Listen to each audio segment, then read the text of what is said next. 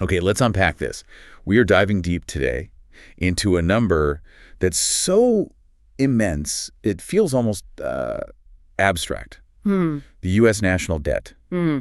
We're talking about a figure that's reached truly staggering proportions, trillions upon trillions of dollars. It's hard to even wrap your head around sometimes. Exactly. It's easy to just hear that number and move on. Yeah. But have you ever stopped to think about where that money actually comes from? Right. It's not conjured out of thin air by some, government money tree. Definitely not. When the government needs to spend more than it collects in taxes, whether that's for defense, social programs, infrastructure, maybe responding to a crisis, it has to borrow that money. And it does this through a process that is incredibly sophisticated, highly structured, and frankly, the engine that keeps the entire system running, yet most people never give it a second thought. And that's what we're getting into today, right? The U.S. Treasury auctions. Precisely. Treasury auctions. Yeah, think of Treasury auctions as the primary marketplace where the U.S. government goes to borrow the money it needs. The main borrowing mechanism. Absolutely. It's a vital piece of financial plumbing, really. It channels capital from investors all over the globe to fund, well, everything the government does. And it's not just about getting the money, is it? Though that's obviously important. No, not just that. The Treasury has very specific critical objectives for these auctions. They want to, first, minimize the cost of financing this enormous debt over time. Keep borrowing costs low. Makes sense. Second, ensure there's broad and competitive participation from potential lenders. They want lots of bidders competing. Okay. And third, crucially, foster a highly liquid secondary market. Meaning what exactly? Meaning that once these securities are sold in the option, investors can easily buy and sell them among themselves later on.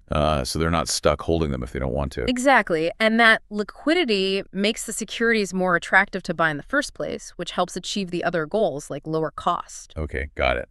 And to borrow these, trillions, the Treasury doesn't just issue one simple IOU. Right. No, definitely not. Yeah. They offer a variety of instruments, almost like a financial toolkit, designed to appeal to different types of investors with different needs. So what are these fundamental building blocks the government uses to borrow?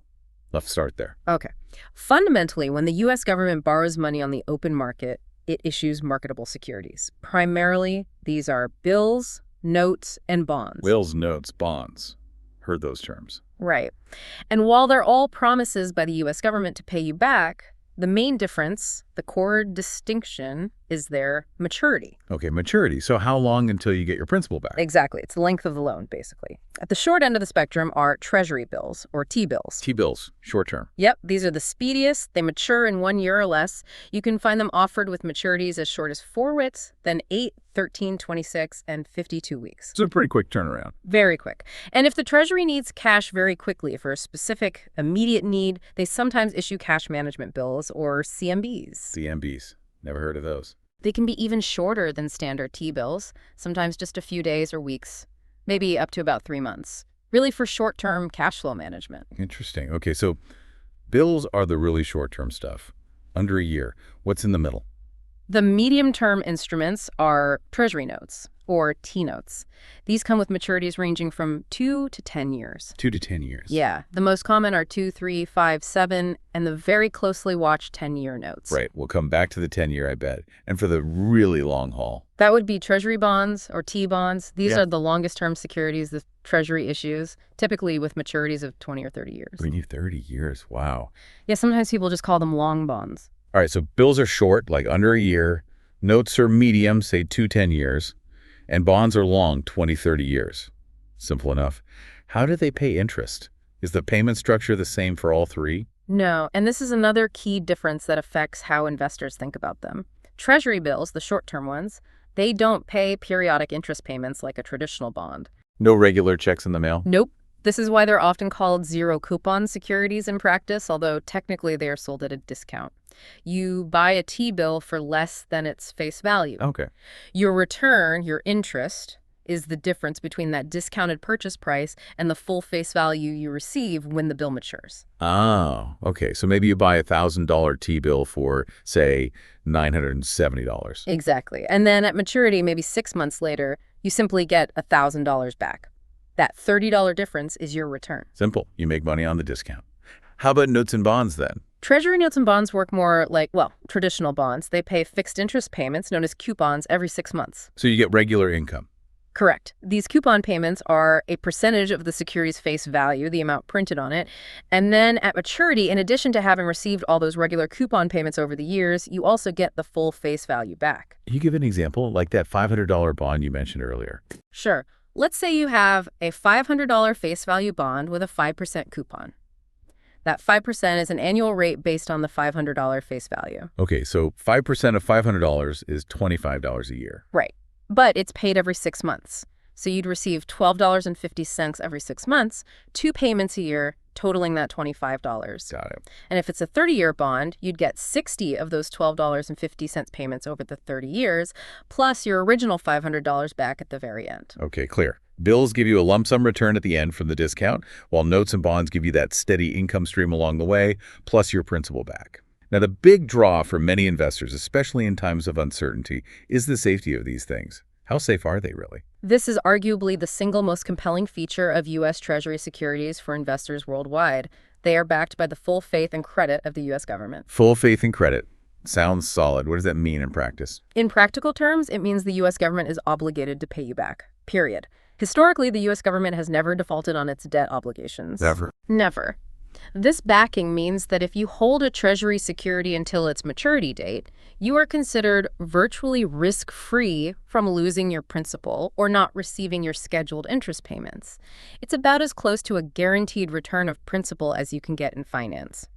So, unlike, say, a bond issued by a company which could go bankrupt. Exactly. A corporate bond comes with credit risk, the risk that the company might fail and not be able to pay you back. Right. To compensate investors for taking on that extra risk, corporate bonds typically have to offer higher potential interest rates, higher yields, than treasuries of a comparable maturity. Makes sense. Higher risk, potentially higher reward. It's a classic risk-reward trade-off. Treasuries, because of their perceived safety, generally offer lower yields, but it's really crucial to understand the held-to-maturity part. Ah, okay. What's the catch? Well, it's not exactly a catch, but while the government guarantees payment at maturity, if you need to sell a Treasury security before it matures, its market value can fluctuate. Fluctuate based on what? Primarily based on prevailing interest rates in the market and general market conditions.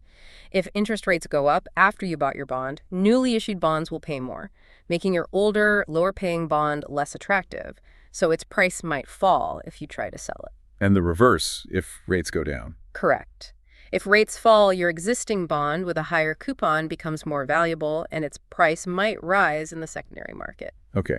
And how sensitive are those prices to interest rate changes? Does maturity matter there too? Yes, definitely. Generally speaking, the longer the maturity of the security, the more sensitive its price is to changes in interest rates.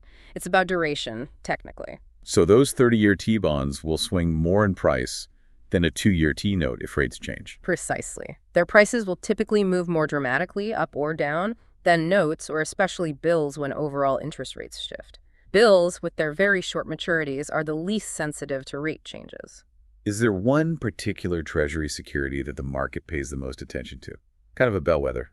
Absolutely. The 10-year Treasury note. It's kind of the rock star of the Treasury market, you could say. The 10-year note. Why that one specifically? It's widely used as a benchmark, a reference point, for setting interest rates on a whole host of other loans. Most famously, mortgage rates often track movements in the 10-year Treasury yield. Ah, okay. So it affects things beyond just government borrowing. Very much so. It's a combination of a reasonable maturity, not too short, not too long, and incredible liquidity makes it extremely popular globally. Liquidity meaning easy to buy and sell. Extremely easy. There are always buyers and sellers readily available for the 10-year note. Everyone from individual investors to massive pension funds, central banks around the world, foreign governments, they all hold 10-year notes. Wow. And because of this high demand, especially as a safe haven asset during times of economic uncertainty or recessions, its yield movements are constantly watched and analyzed. They're seen as a key indicator of market sentiment about the economy and future interest rate expectations. Okay, so these bills, notes, and bonds are the instruments, the tools the government uses to borrow. But let's step back for a second. Why is the government borrowing so much in the first place? Where does this multi-trillion-dollar national debt actually originate? That's the fundamental question, isn't it? The national debt is essentially the cumulative total, the running tally, of every time the U.S. government has spent more money than it took in from taxes and other revenue sources in a given year. So each year where spending exceeds revenue, that's a deficit. Exactly. That's a budget deficit for that fiscal year. And that deficit gets added to the total pile of debt. Precisely. Think of the government's budget like a colossal household, or maybe better, a business budget. Revenue comes primarily from taxes, income taxes, corporate taxes, payroll taxes, excise taxes, etc. Right. Spending goes towards everything the government is responsible for. You know, the Constitution's preamble lays out broad goals like providing for the common defense, promoting the general welfare, which translates into funding for the military, Social Security, Medicare, Medicaid, infrastructure projects like roads and bridges, federal employee salaries, scientific research, national parks. You name it. A very long list. A very long list. When that annual spending exceeds the revenue collected in a fiscal year, the government runs a deficit. And to cover that shortfall, that deficit, it has to borrow money. By selling these Treasury securities we just talked about. Exactly. By selling bills, notes, and bonds through those auctions. The national debt, then, is the sum of all those past annual deficits piled up over decades, over centuries even, plus the interest that has accrued on all that borrowed money. So it's like using a credit card analogy. Spending more than you pay off each year creates a deficit, and the total outstanding balance on the card is the debt. That's a pretty good analogy, yeah. The annual charges beyond what you manage to pay off are the deficit for that year, and the total accumulated balance you owe, including interest, is the debt. That makes it very clear. So the debt grows when there are deficits. Has it always been this large, or are there specific times it really spikes? Oh, it's grown dramatically over time, and it often accelerates significantly during periods of national crisis or major policy shifts. Like wars. Wars are a huge driver. It started relatively small, maybe around $75 million back in the Revolutionary War era, mostly borrowed from wealthy individuals and foreign allies like France and the Netherlands. $75 million sounds like nothing now. Right. Then you see massive increases during major conflicts. The Civil War saw it jump from about $65 million before the war to nearly $3 billion by the end. Wow, quite a leap. Huge leap. World War I caused another big jump, and then World War II led to absolutely enormous borrowing needs. The debt-to-GDP ratio we'll talk about that spiked dramatically during World War II as the nation mobilized its entire economy for the war effort. So wars are a major factor. What about more recently? More recently, significant increases occurred during the 2008 Great Recession. Tax revenues plummeted as the economy contracted, and at the same time, government spending on stimulus measures and safety net programs like unemployment benefits rose sharply. So less money coming in, more money going out. Classic deficit driver. Exactly. And then, even more dramatically, during the COVID-19 pandemic. Right, the pandemic must have been a huge driver of the recent debt growth we've seen. Absolutely massive. In response to the economic shutdowns and the health crisis itself, government spending just soared. On things like stimulus checks. Stimulus checks, enhanced unemployment benefits, the Paycheck Protection Program, PPP, loans for businesses, massive funding for vaccine development and distribution, healthcare support. Yeah. The list goes on. Yeah. Between fiscal year 2019, just before the pandemic hit hard, and fiscal year 2021, federal spending increased by roughly 50%. 50. That's an incredible increase in just 2 years. It really is. This huge surge in spending, often coupled with disruptions to tax collection during the lockdowns, led to absolutely massive annual deficits and, consequently, a very significant increase in the national debt in a very short period.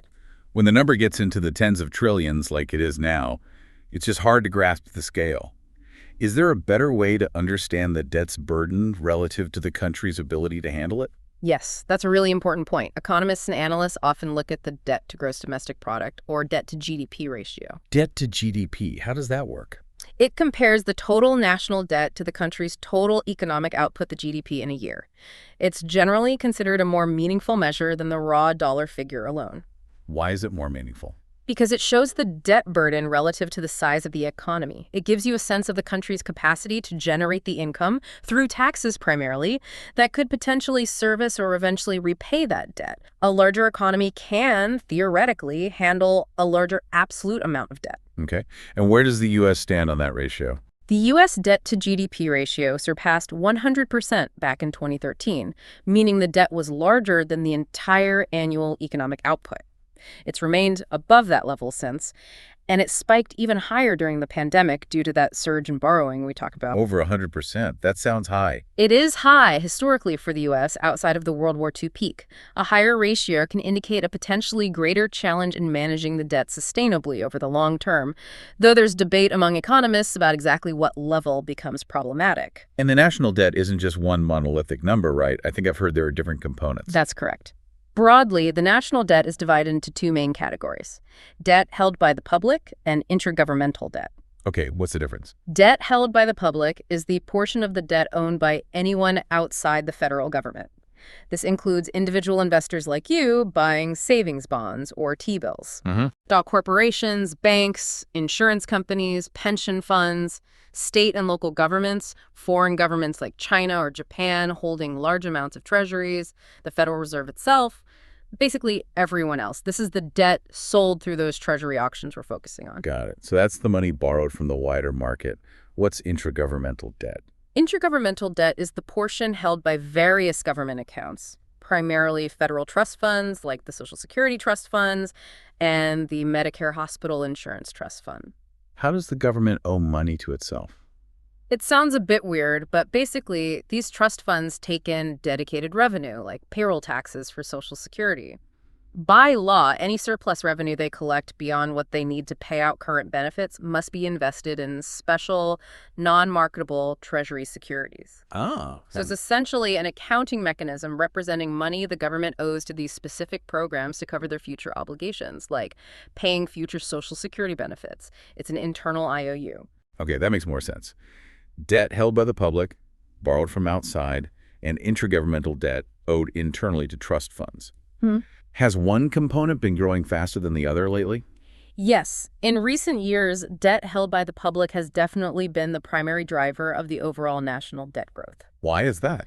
As we discussed, it's largely due to the need to borrow these vast sums from external sources, the public market, to fund those large budget deficits, particularly during the pandemic and other periods of increased spending or reduced tax revenue. Right. Borrowing from investors, banks, foreign governments. Exactly. Intergovernmental debt has grown much more slowly. The revenue flowing into the major trust funds like Social Security hasn't increased at nearly the same rapid pace as the government's overall spending needs that drive the public borrowing. And all this borrowing, especially the debt held by the public, means the government has to pay interest, right? That must be a significant cost these days, especially with interest rates having gone up. It absolutely is, and it's becoming a much bigger issue now. Just like you pay interest on your mortgage or your credit card balance, the government pays interest to the holders of its Treasury securities, the people and institutions who lent it money. And that's paid out of the federal budget. Yes, it's a mandatory spending item in the budget. For many years, actually, even as the total debt grew substantially, the actual dollar amount spent on net interest payments remained relatively contained. Why was that if the debt was growing? Largely because we were in a prolonged period of historically low interest rates following the 2008 crisis, and also because of the market's strong confidence in the U.S. government's ability to pay, which kept borrowing rates low. But that's changed recently. Dramatically. Yeah. With the Federal Reserve increasing interest rates significantly starting in 2022 to combat high inflation, the cost of borrowing for the government has gone up considerably. Because new debt costs more to issue, and older debt matures and needs refinancing at higher rates. Exactly. As the Treasury issues new bills, notes, and bonds, it has to offer higher yields to attract investors in the current rate environment. And as existing lower-yielding debt matures, it needs to be replaced with new, more expensive debt. So the amount the government spends just on interest payments is now increasing substantially. It's becoming a rapidly growing line item in the federal budget. That increase in interest cost is a huge point, with potentially major long-term implications. But let's circle back to the plumbing, the mechanics of how the government actually does the borrowing. You mentioned Treasury auctions are the key mechanism. How does that process actually unfold? Right. These auctions are the primary way the Treasury sells its newly issued bills, notes, and bonds to the market. And as we touched on earlier, the goals are really clear. Minimize cost, ensure competition, support the secondary market. You got it. Borrow at the lowest cost over time, ensure competitive bidding from a wide range of buyers, and support a healthy liquid secondary market for those securities once they're issued. Who exactly participates in these auctions? Is it just the biggest banks and financial institutions? Well, the major institutions certainly dominate the volume, but it's actually a surprisingly broad group. Can individuals get involved? Yes, absolutely. You, as an individual investor, can participate directly through the Treasury Direct website, which is run by the Treasury Department itself. Okay, and beyond individuals? Then you have a really wide range of institutional investors. Think mutual funds, pension funds, managing retirement money, insurance companies, sovereign wealth funds owned by foreign governments, foreign central banks holding reserves, hedge funds, university endowments. Lots of different players. A diverse crowd. Very diverse. And critically, there's a special group of financial institutions that play a unique and central role. The primary dealers. Ah, yes. The primary dealers. Heard that term associated with the Fed, too. What makes them so special in this context? Primary dealers are major banks and securities firms, typically large global institutions that have been specifically designated by the Federal Reserve Bank of New York, the NY Fed, as its main trading counterparties. Trading counterparties for the Fed. Yes. They are absolutely essential to the smooth functioning of the U.S. Treasury market overall, and particularly for the implementation of the Federal Reserve's monetary policy through its open market operations when the Fed buys or sells treasuries to influence interest rates. They have a close, ongoing operational relationship with the New York Fed's charting desk. And part of that special relationship involves specific responsibilities when it comes to Treasury auctions. Precisely. This is one of their core defining responsibilities. Primary dealers are obligated, it's not optional, to participate actively and competitively in all Treasury auctions. All of them. Wow. All of them. They are expected to bid pro rata. Pro rata. What does that mean? It means they are generally expected to bid for a portion of the total amount being auctioned that is roughly proportional to their size and activity level relative to the other primary dealers. So the bigger players are expected to put in bigger bids consistently. Okay. And importantly, they're expected to submit bids at prices or yields that are reasonably competitive compared to where similar securities are trading in the market before the auction happens. They can't just lowball everything. So this requirement ensures there's always a baseline level of demand and price competition in every single Treasury auction. Exactly. No matter the market conditions, even if markets are volatile or uncertain, the Treasury knows it will have this core group of large obligated bidders showing up and putting in competitive bids. It provides stability and ensures the auction doesn't fail. So they're not just optional participants hoping for a good deal. They're really essential players with specific obligations. What else is required of them beyond just bidding in auctions? That sounds like a big job already. It is, but their role extends far beyond just bidding in the auctions themselves. They act as key market makers in the secondary market. Meaning they stand ready to buy and sell. Yes, they provide liquidity by being ready to quote prices and trade Treasury securities and often other related securities like agency mortgage-backed securities throughout the trading day. This helps ensure smooth trading for everyone else in the market. Okay. They're also expected to participate consistently and competitively in the New York Fed's open market operations, as I mentioned. They're the firms the Fed directly trades with to implement policy. Right. They're also eligible to use key Fed facilities, like the Standing Repo Facility, SRF, and the Overnight Reverse Repo on RRP facility. In fact, they're actually expected to use these facilities periodically, at least twice every 6 months, partly to demonstrate their operational capability and readiness to act as counterparties to the Fed when needed, especially during times of stress. Operational capability, what does that involve exactly? Testing systems. Yeah, it means maintaining really robust systems and internal processes to handle large volumes of complex transactions reliably, accurately, and quickly, even under stressful market conditions. They need to participate in exercises the Fed runs to test their readiness and their technology, especially when the Fed updates its own trading platforms.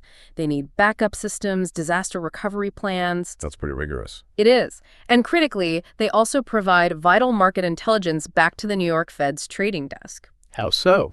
They submit regular, detailed reports on their trading activity, their positions, and their financing activities. They also respond to surveys and engage in ongoing dialogue with the Fed staff, giving the Fed crucial insights into market conditions, supply and demand dynamics, investor sentiment, potential risks, basically providing market color. This information is invaluable to the Fed in understanding how its policies are actually impacting the financial system in real time. That's a really demanding list of requirements. What does it take for a firm to even qualify to become a primary dealer? It can't be easy. No, it's definitely not easy. The requirements are quite rigorous, and they're designed to ensure that only financially strong, operationally sound firms with a significant established presence in the Treasury market can earn this designation. Like capital requirements. Yes, substantial capital is key. For broker-dealers, the requirement is net regulatory capital of at least $50 million. For banks, it's even higher, at least $1 billion in Tier 1 capital. So only big, well-capitalized players need apply. Pretty much. And they also have to demonstrate that they are already significant market makers in U.S. government securities. Typically, they need to show at least a year of substantial activity and consistently maintain a minimum market share, something like 0.25% or more of the total trading activity among all primary dealers. So you have to be a big player already before you can even be considered to become a primary dealer. Exactly. You have to prove your commitment and capability first.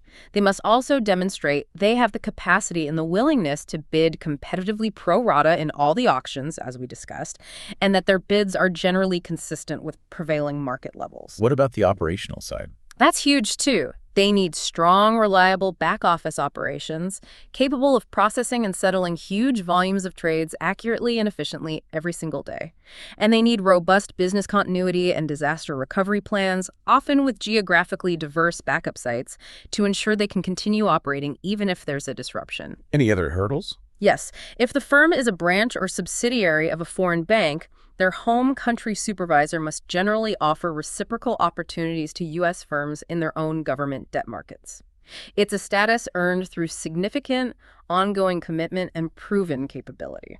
Can you give us a sense of some of the firms that hold this designation? Are they household names? Many of them are, yes. The list includes many of the largest, most well-known global financial institutions.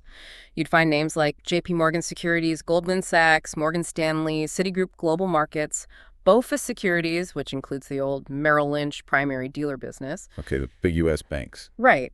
And major international players, too, like Barclays Capital from the UK, Deutsche Bank Securities from Germany, BNP Paribas and Société Générale from France, UBS from Switzerland, Nomura and Daiwa and Mizuho from Japan, RBC and BMO and Scotiabank from Canada. It's a global group. So firms like Cantor Fitzgerald, Jefferies, Wells Fargo Securities, TD Securities, HSBC, Santander and NatWest.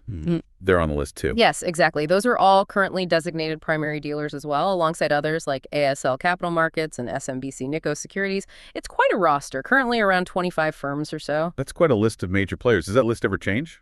Or once you're in, you're in? Oh, it definitely changes. And actually, observing the changes in the list over time can tell you a lot about the evolution and consolidation within the financial industry itself. How so? Well, firms can be added if they meet all those demanding criteria and apply successfully. And firms can be removed if they no longer meet the requirements, if they choose to withdraw from the business, or if they are acquired by another firm. Any famous examples? Sure. Probably the most notable removals happened during the 2008 financial crisis. We saw the failure and subsequent removal of both Bear Stearns, which was acquired by J.P. Morgan, and Lehman Brothers, which famously went bankrupt, from the primary dealer list. Right. Those were seismic events. They were. More recently, Credit Suisse's New York branch was removed in June 2023 following its troubles and acquisition by UBS. On the addition side, SMBC Nikko Securities America was just added in January 2025, and mergers often lead to name changes on the list, like when Bank of America acquired Merrill Lynch, the primary dealer entity eventually became BofA Securities. So it's definitely a dynamic list reflecting the shifting landscape of global finance. Very interesting. So with these primary dealers and all the other participants ready to go, let's walk through the steps of the auction itself. How does it actually begin? Okay. The process formally starts when the Treasury publicly announces that it's going to option a new issue of bills, notes, or bonds, or sometimes reopen an existing issue to sell more of it. They announce the date, the amount they plan to sell, the specific security details. And once that announcement is made? Once that announcement is out there, a really fascinating and important market activity begins even before the official auction takes place. It's called when-issued trading. When-issued trading. Trading a security that doesn't technically exists yet, or at least hasn't been officially sold by the Treasury. That sounds a bit strange. It does sound a bit strange, maybe counterintuitive, but it's incredibly important and insightful for the market. Market participants, dealers, investors start trading the security based on the Treasury's announced terms before the auction hammer actually falls. They're essentially trading contracts for the future delivery of that security, assuming it gets issued as planned. Okay. Why do they do that? What's the purpose? The crucial purpose is price discovery. This when-issued trading activity creates a market consensus, a collective judgment, on the expected price or yield for that new security leading right up to the actual auction time. So it helps everyone figure out what a fair price might be before they have to bid. Exactly. It adds a huge amount of transparency and helps inform the competitive bidding process. Large bidders, especially the primary dealers who are obligated to bid competitively, look very closely at the levels where the security is trading in the when-issued market. Like a real-time gauge of demand. Precisely. It provides a real-time gauge of market demand and expected clearing levels. This helps them determine the competitive bids they should submit in the auction to be successful, while still aiming to get the best possible price or yield for themselves or their clients. It reduces uncertainty going into the auction. That seems really valuable. It is, and it's a testament to its importance that when-issued trading actually has this interesting history. It was banned by the Treasury for a period in the past. No, really? Concerns about potential manipulation, I believe. But the ban was later lifted because regulators in the Treasury realized that prohibiting it actually hindered efficient price setting and market function. It made the auctions less efficient, not more. They concluded it was unnecessary regulation that was actually counterproductive. Fascinating. Okay, so the when-issued market helps everyone figure out a fair price range. Then comes the actual bidding day, auction day. How do people submit their bids to the Treasury? There are two main types of bids that the Treasury accepts in its auctions. And I assume there's a relatively simple way for individual investors like me to participate. Yes, absolutely. That's the non-competitive bid. This is the most common way for retail investors and sometimes smaller institutions to participate, often through that Treasury Direct website we mentioned.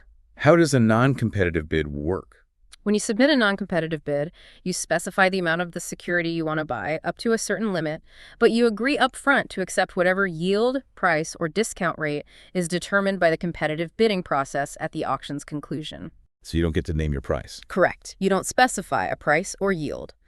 The key benefit here is that if you submit a valid non-competitive bid within the limits currently, $10 million for most securities per Treasury Direct account per auction. $10 million. Yeah. Okay, generous limit for retail. Right. You are guaranteed to receive the security you bid for. You prioritize getting the security, getting your order filled, over trying to control the exact price you pay. All right, so guarantee the quantity, except the market-determined price. The big institutions, the primary dealers, they must use the other type. Correct. Larger investors, including the primary dealers and other major institutions, primarily submit competitive bids. And how are those different? With a competitive bid, you specify both the quantity of the security you want to buy and the specific yield for notes and bonds, or discount rate for bills that you are willing to accept. You're naming your price, essentially. So you're trying to get the best possible price for yourself. Exactly. The goal here is to get the security at the most favorable rate possible. However, there's no guarantee your bid will be accepted if your specified rate isn't competitive enough relative to all the other bids submitted. If you bid too low a yield, too high a price, you might miss out. So there's a trade-off. Potentially better price, but risk getting nothing. That's the trade-off. Bidding for both types, non-competitive and competitive, typically closes at a specific time on the auction day, usually 1 p.m. Eastern time for most securities. Okay, so bids are submitted by 1 p.m. The Treasury now has this mountain of bids, both non-competitive and competitive. How do they sort through all of this to determine who wins, how much they get, and what the final price or yield for everyone is?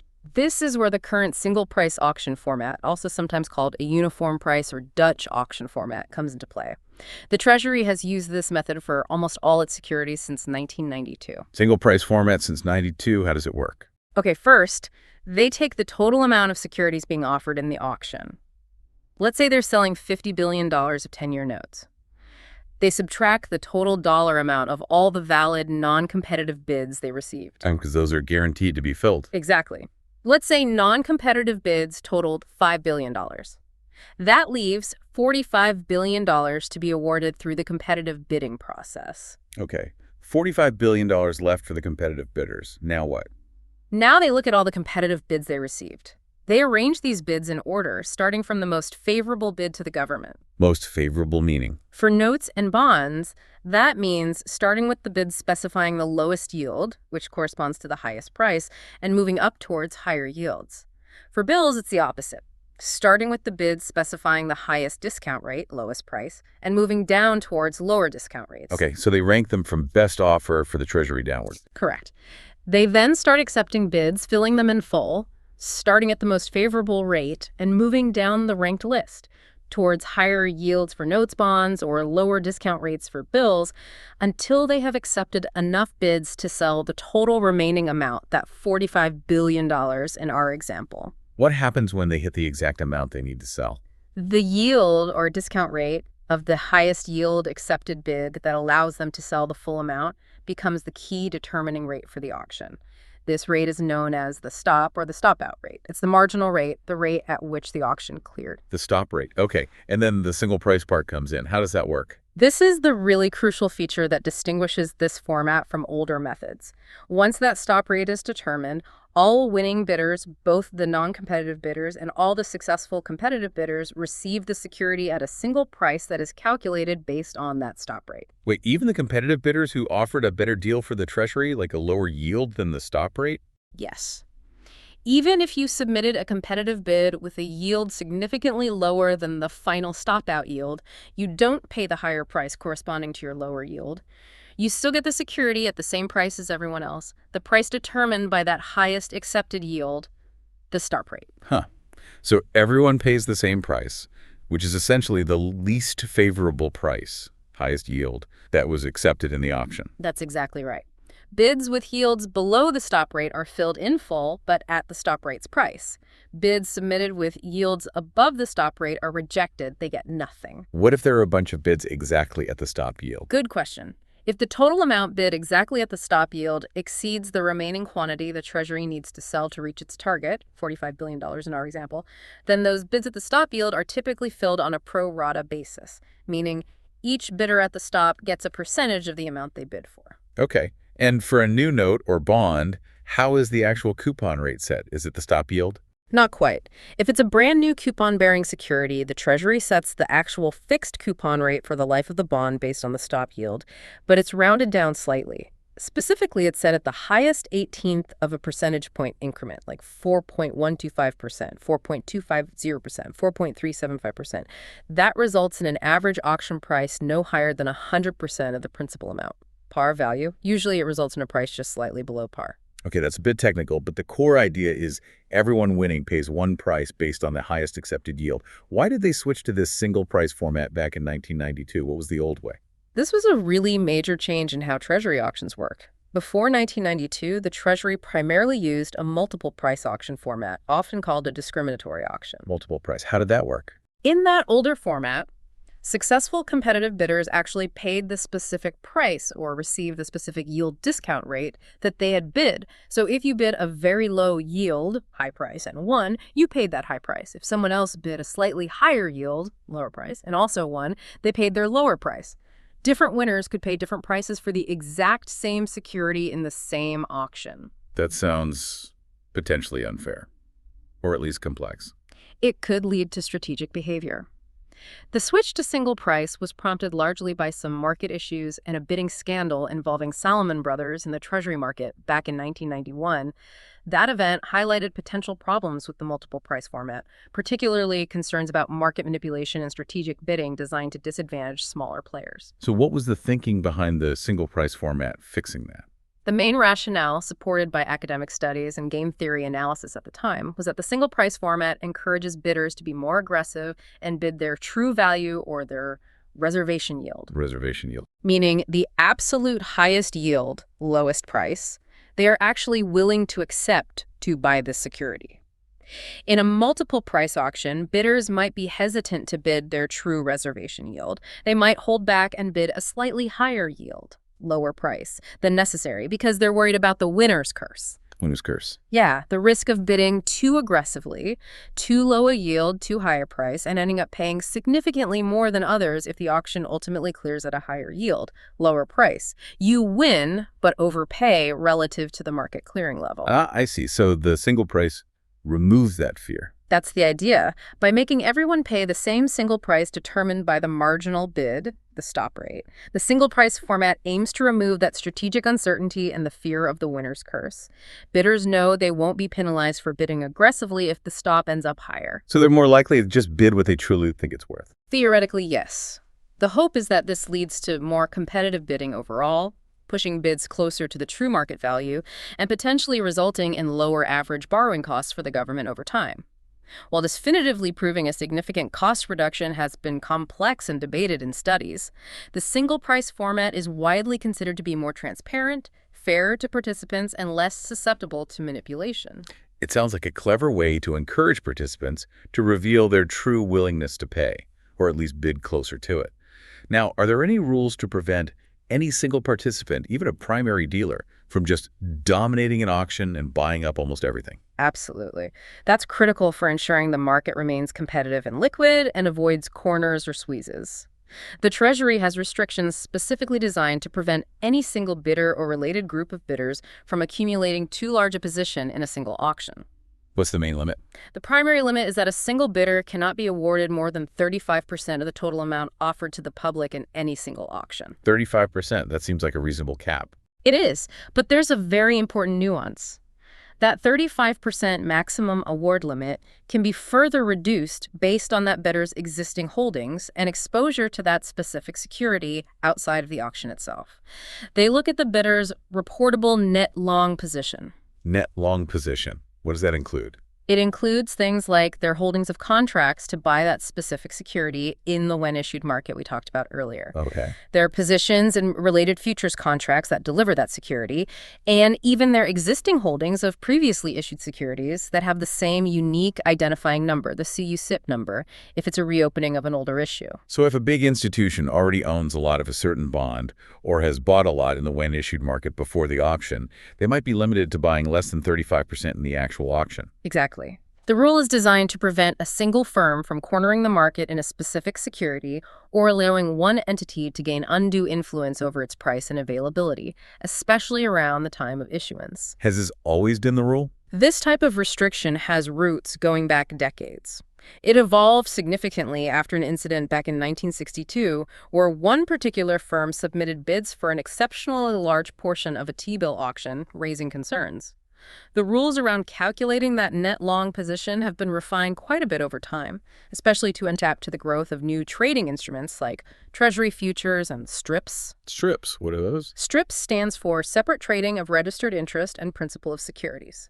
It's a program where the individual coupon payments and the final principal payment of a Treasury note or bond are stripped apart and sold as separate zero-coupon securities. They needed to account for positions in these too. Okay. So the rules had to keep up with financial innovation. Precisely. And they also adjusted how existing holdings impact the limit, especially for these reopened securities. For instance, there was a rule change back in 2001 that clarified things. The goal was to ensure that simply holding a large amount of an original issue didn't automatically and unfairly restrict a firm's participation in a much smaller reopening of that same security later on, as long as their overall position wasn't becoming disproportionately large relative to the total outstanding amount. So constant adjustments and clarifications to keep pace with how the market actually operates and trades these securities. Yeah. What about the details of the bids themselves? Like how precise do the yield bids need to be? That's also evolved over time, generally towards greater precision. When competitive bidding for notes and bonds first shifted from being submitted in terms of price to being submitted in terms of yield back in 1974. They used to bid price, now they bid yield. Mostly yield now for notes and bonds, yes. Back then, those yield bids were originally required to be in increments of whole basis points. A basis point is 1/100%, so like 4.01%, 4.02%, etc. Similarly, for bills, when they started bidding based on discount rates in 1983, it was also initially in whole basis points. Let that change. Yes. Over time, to better align with how these securities actually trade in the secondary market, where quoting is much finer, and also to encourage more precise competitive bidding, the required precision was increased. For notes and bonds, it moved to increments of 1/10 of a basis point, 0.001%, back in 1995. So much finer increment. Much finer. For shorter-term bills and those cash management bills, CMBs, it later became increments of 1/2 of 1 basis point, 0.005%. These changes, while they might seem minor, were aimed at making the bidding process more efficient, reducing the likelihood of large numbers of bids clustering at a single whole number, and potentially capturing slight price advantages for the Treasury by allowing finer competition. Makes sense. And how has technology changed this whole bidding process over the years? I can't imagine they're still mailing bids or running them over by hand anymore. Oh, the technological shift has been absolutely profound. It's been a massive leap forward in efficiency and speed. Believe it or not, before the early 1990s, the bidding process was largely paper-based. Seriously. Paper forms for billions of dollars. Seriously. Dealers would literally prepare paper bid forms, often with multiple copies, and have runners physically deliver them to the Treasury Department in D.C. or to the regional Federal Reserve banks, like the New York Fed, before the option deadline. That sounds incredibly slow and frankly stressful. What if the runner got stuck in traffic? It was. And think about the primary dealers trying to get the absolute latest market information before submitting their final bids. There are famous stories of dealer representatives literally waiting in the lobbies of the New York Fed building, getting last-minute instructions over the phone from their trading desks about the final yield to put on the form, scribbling it down, and then physically handing in the paper bid right at the deadline buzzer. Wow, that's a world away from today. Completely. And processing all those thousands of paper bids took hours.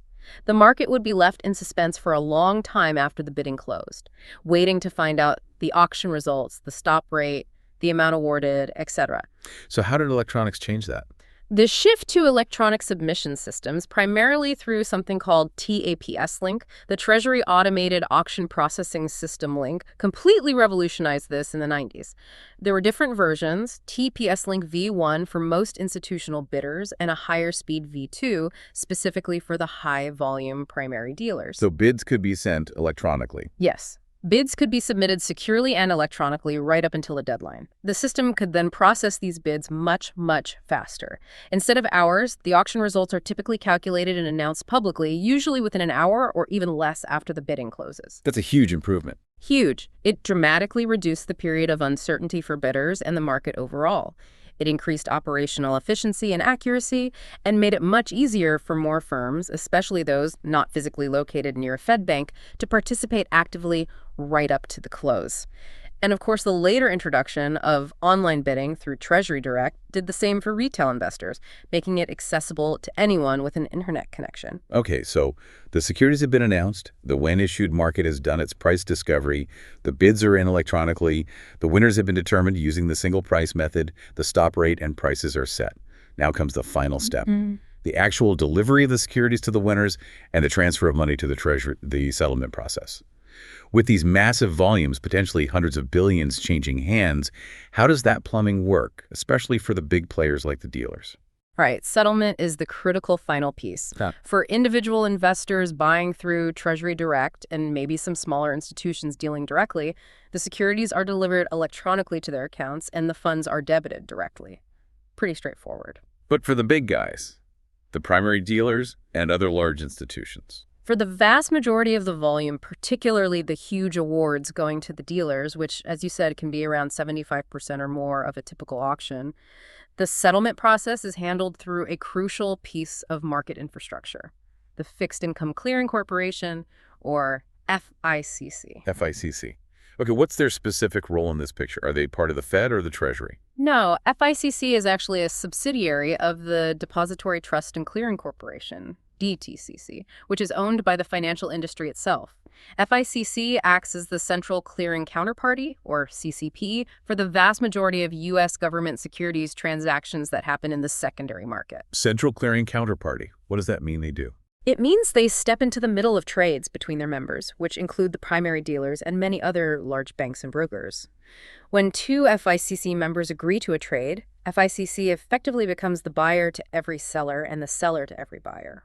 Why is that structure useful? It's crucial for reducing risk in the market, specifically counterparty risk, the risk that the person on the other side of your trade might default before settling. FICC guarantees the completion of trades between its members within its risk management rules, significantly reducing systemic risk. Okay, so FICC handles regular trading. How does it get involved with the auction settlement? Since 1994, FICC has offered a specific service called the Auction Takedown Service that is absolutely key to settling the auction awards for its dealer members. Auction takedown service. What does that service do specifically for the dealers who won securities in the auction? Essentially, it integrates the securities a dealer is awarded in the Treasury auction directly into FICC's regular settlement processing. It combines the auction award with all the other trades that the dealer might have in that exact same security that are scheduled to settle on the same day. Other trades like? Like those when-issued trades we talked about, where the dealer might have already agreed to sell some of the security they just won in the auction, or maybe repurchase agreements, repos, involving that security. FICC takes the auction award and nets it against all these other obligations the dealer has in the same CUSIP. Nets it out. Meaning they only settle the final difference, not every single individual trade or the full auction amount separately. Exactly. That's the power of net settlement. In a gross settlement system, every single transaction has to be settled individually. Dealer A delivers 100 to Treasury, Dealer A delivers 80 to Dealer B, etc. With net settlement through FICC, FICC looks at all of a member's relevant transactions for a given security settling on a given day and calculates their final net position. So what do they actually owe in total securities, and what are they owed in total? Precisely. Instead of potentially dozens or hundreds of separate deliveries and payments moving back and forth, FICC facilitates the exchange of only the final net amounts of securities and cash between its members and indirectly with the Treasury via its members. Can you give an example? Sure. Let's say a dealer wins $100 million worth of bonds in the auction. But in the when-issued market before the auction, they had already agreed to sell $80 million of those bonds to other FICC members for settlement on the same day. Okay. Through FICC's auction takedown and netting service, FICC's system nets this all out. Instead of the dealer having to receive $100 million from the Treasury and then separately deliver $80 million to its counterparties, the dealer might only receive and settle for a net amount of $20 million worth of bonds via the FICC system. Wow, that sounds vastly more efficient and less risky. Fewer moving parts. It is exponentially more efficient, yes. And critically, as you said, it dramatically reduces risk, especially settlement risk and systemic risk. Think about the alternative. Before FICC's netting service for auctions was robust, if a dealer won a huge auction award and had already forward sold those securities to many other parties, but then that dealer suddenly became insolvent before they could actually redeliver the securities from the auction. It would cause a chain reaction of failures. Exactly. It could create chaos and potential settlement defaults rippling through the market. FICC, by acting as that central counterparty and guaranteeing settlement for trades between its members, backed by margin collateral and a guarantee fund, absorbs much of that counterparty risk and drastically simplifies the overall flow of securities and cash. The auction takedown service essentially integrates the initial distribution from the Treasury into this much safer and more efficient netting framework. That really highlights the importance of this kind of background infrastructure, like FICC, for managing the sheer volume and complexity of the Treasury market. It's not just about the auction itself. Absolutely not. The settlement is just as crucial. The evolution from those old manual paper-based processes and gross settlement systems to today's world of electronic bidding, single price auctions, and centralized net settlement through FICC reflects this continuous drive over decades to improve the efficiency, the speed, and critically, the safety and reliability of the U.S. government securities market. And all these operational advancements ultimately support the Treasury's main goal, right? Yes, they're directly aimed at supporting the Treasury's primary objective, minimizing the total cost of borrowing for the taxpayer over time. They do this by making the market for U.S. debt as attractive, predictable, transparent, liquid, and low risk as possible for the widest possible range of global investors. Okay, so bringing it all back to the listener now. We've gone really deep into the nuts and bolts here. Bills, notes, bonds, deficits, debt to GDP ratios, the critical role of primary dealers when issued trading, the logic of single price auctions, and the vital plumbing of FICC settlement. Why does understanding all this complex machinery really matter to you, the person listening right now? Because this entire intricate, sophisticated, constantly evolving system is fundamentally what allows the United States government to reliably raise the trillions of dollars it needs day in and day out, week after week, year after year. To do everything it does. To operate the country, yes.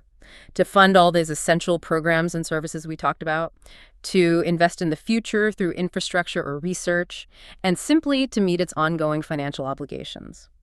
And it does this thanks to this highly developed system, generally at the lowest possible cost to the taxpayer over the long run. And that cost, the cost of government borrowing, ultimately impacts everyone, doesn't it? It absolutely does.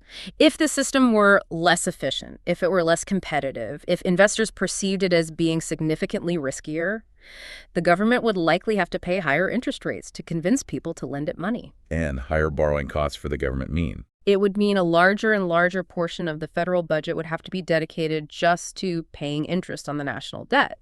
That potentially leaves less room for funding other spending priorities, whether that's defense, education, healthcare, infrastructure, you name it. Or, alternatively, it could necessitate higher taxes in the future to cover those ballooning interest payments. So the smooth functioning of these auctions is really foundational. It really is. The liquidity provided by the primary dealers acting as market makers, the risk management and efficiency brought by FICC's central clearing and netting. These are foundational pillars supporting the stability not just of the U.S. financial system, but given the dollar's global role and the importance of treasuries as a benchmark asset, the global financial system as well. And just to reiterate a point you made earlier, while we emphasize the no default risk of holding treasuries to maturity, the fact that their market value can fluctuate, sometimes significantly, before maturity based on changes in interest rates is a direct outcome of how this enormous liquid market functions day to day, influenced by all the supply and demand dynamics and auction processes we've discussed. It's not risk-free if you might need to sell early. An extremely important distinction for any investor to understand. And finally, just to layer one more piece on top of all this sophisticated operational and market mechanics, there's the political reality of the debt ceiling that periodically comes up. Yes, the debt ceiling. That's a whole other layer of complexity, isn't it? How does that fit in? Well, the debt ceiling is a statutory limit set by Congress, completely separate from the Treasury's operational borrowing process, on the total amount of national debt the U.S. Treasury is legally allowed to have outstanding at any one time. So even if the Treasury has the operational capacity and a market ready to lend it money through auctions to fund spending, the Congress itself is already authorized. Exactly. Even if the spending is legally appropriated, reaching the debt ceiling means the Treasury cannot issue any new net debt. It can only issue new debt to replace maturing debt without Congress first acting to raise or suspend that limit. And that creates periodic standoffs and uncertainty. It certainly does. While the U.S. has always, so far, managed to avoid a technical default on its payment obligations through various extraordinary measures and eventual legislative action, a failure to address the debt ceiling in a timely manner would fundamentally disrupt this entire borrowing mechanism we've spent the last while describing. It would prevent the Treasury from holding necessary auctions, which could have severe consequences. Potentially severe and highly unpredictable consequences for the Treasury market itself, for interest rates across the economy, for the government's credit rating, and for the broader U.S. and global economy. It adds a layer of political risk on top of the operational system. Okay, wow. That's a lot to digest. Let's try to recap this deep dive. We started with the almost unimaginable scale of the U.S. national debt and set out to explore how the government actually borrows all that money. Right. We broke down the main tools it uses, the Treasury bills, notes, and bonds, explaining how they differ primarily in their maturity, short, medium, long term, and how they pay interest, discount for bills, semi-annual coupons for notes and bonds. And we stressed their fundamental safety if held to maturity, being backed by the full faith and credit of the U.S. government. We then traced the origins of that massive national debt back to the accumulation of past annual budget deficits when spending exceeds revenue. We talked about how major events like wars, economic crises, and especially the recent pandemic caused debt levels to spike significantly. And we mentioned the debt to GDP ratio as a more insightful way to gauge the debt burden relative to the size of the economy, noting the U.S. ratio has been over 100% for some time now. Then we dove into the heart of the borrowing process itself, the Treasury auctions, We learned about the Treasury's key objectives: minimizing cost, maximizing competition, ensuring liquidity. We unpacked the absolutely crucial roles played by key participants, especially the primary dealers, those major financial institutions designated by the New York Fed with specific obligations to bid competitively in all auctions and provide market liquidity and intelligence. And we highlighted the vital plumbing provided by the Fixed Income Clearing Corporation, FICC, whose central clearing and net settlement services, including the auction takedown service, bring essential efficiency and risk reduction to the settlement of literally billions, sometimes trillions, in securities trading every single day. We walked through the auction mechanics themselves. The importance of that pre-auction when issued trading for price discovery, the difference between non-competitive bids, guaranteed quantity, and competitive bids, specifying yield rate, and the logic behind the current single-price auction format, which aims to encourage more aggressive, truthful bidding and ultimately lower borrowing costs compared to the old multiple-price system. We saw how the whole system has continuously evolved over decades, adapting rules on things like bidder limits and net long positions, increasing the precision of bids, and, most dramatically, moving from slow, manual, paper-based processes to fast, efficient electronic bidding and settlement. I think the key takeaway for you listening is that the seemingly simple act of the U.S. government borrowing money is actually supported by this incredibly detailed, dynamic, sophisticated, and continuously improving system. It's a marvel of financial engineering, really. A system built fundamentally for efficiency, transparency, competition, and stability, operating right at the very core of the world's most important bond market to ensure the government can fund itself reliably day after day. Which brings us back to that critical point we touched on earlier about the current environment. As the national debt continues its upward trend, potentially for the foreseeable future, and as global interest rates have moved significantly higher than they were for much of the last decade, the cost of servicing that existing debt, the amount the government has to pay out each year just in interest payments, is also increasing significantly. It's becoming a much larger slice of the federal budget pie. Right. So here's a final, maybe provocative thought for you to consider as we wrap up. What might the long-term implications of this rapidly rising interest cost actually be? How could paying significantly more each year just to service the existing debt potentially impact the government's future spending choices? Could it crowd out other priorities, affect its ability to launch new programs, or even maintain existing ones at current level? Or, looking at the other side of the ledger, could it ultimately increase pressure for higher taxes on citizens and businesses like you down the road to cover those growing interest payments? A complex question, definitely, with no easy answers, built on the foundation of the equally complex system we've just spent time exploring. Absolutely. Something worth pondering as you hear ongoing debates about deficits, debt, and government spending. Indeed. Well, we hope this deep dive into the sometimes arcane but utterly crucial plumbing of government borrowing has given you a new perspective on those huge debt numbers you hear in the news and how the system behind them actually works. Thanks so much for joining us. Yes, thanks for listening. Until next time.